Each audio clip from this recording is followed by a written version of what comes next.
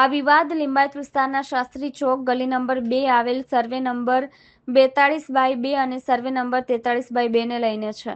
સોસાયટીના રહીશોના જણાવ્યા અનુસાર વિસ્તારના કેટલાક ભૂમાફિયાઓ સોસાયટીના રસ્તાની જગ્યા પર પોતાનો કબજો જમાવવા માટે સતત પ્રયાસરત છે. આ લોકો ખોટા અને બનાવટી કાગળો રજૂ કરીને બાંધકામ કરવાની ધમકી આપી રહ્યા હોવાનું રહીશોએ જણાવ્યું હતું. સ્થાનિક રહીશ શૈલેષભાઈ પટેલે જણાવ્યું હતું કે આ લોકો અમારી સોસાયટીના રસ્તા પર ગેરકાયદેસર રીતે કબજો જમાવવા માંગે છે. અમે આ મામલે કલેક્ટર કચેરી તેમજ સ્થાનિક પોલીસ સ્ટેશનમાં ઘણી વખત લેખિત ફરિયાદો નોંધાવી છે.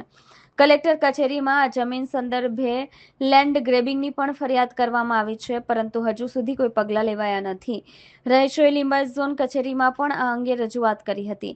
જો કે લિંબાયતના કેટલાક અધિકારીઓની ભૂમાફિયાઓ સાથે મળીને ભાગ હોવાની શંકા વ્યક્ત કરતા રહીશોએ આક્ષેપ કર્યો હતો. આ કારણોસર જ કોઈ કાર્યવાહી થઈ શકી નથી. તેમણે જણાવ્યું હતું કે અધિકારીઓ અને માફિયાઓની સાંઠગાંઠના કારણે આજ દિન સુધી આ મામલે પગલાં લેવામાં આવ્યા નથી. વારંવારની અરજીઓ છતાં કોઈ પરિણામ ન આવતા હવે રહીશોએ આક્રમક વલણ અપનાવ્યું છે. સોસાયટીના રહીશો દ્વારા લિંબાયત ઝોન કચેરીને સ્પષ્ટ ચેતવણી આપવામાં આવી છે કે જો તાત્કાલિક આ બાંધકામ સામે કાર્યવાહી કરવામાં નહીં આવે તો તેઓ ઉપવાસ અને આંદોલન કરવા મજબૂર થશે. આ અંગે લિંબાયત ઝોનના અધિકારીઓનો સંપર્ક કરવાનો પ્રયાસ કરવામાં આવ્યો હતો, પરંતુ તેમનું નિવેદન મેળવી શકાયું નથી.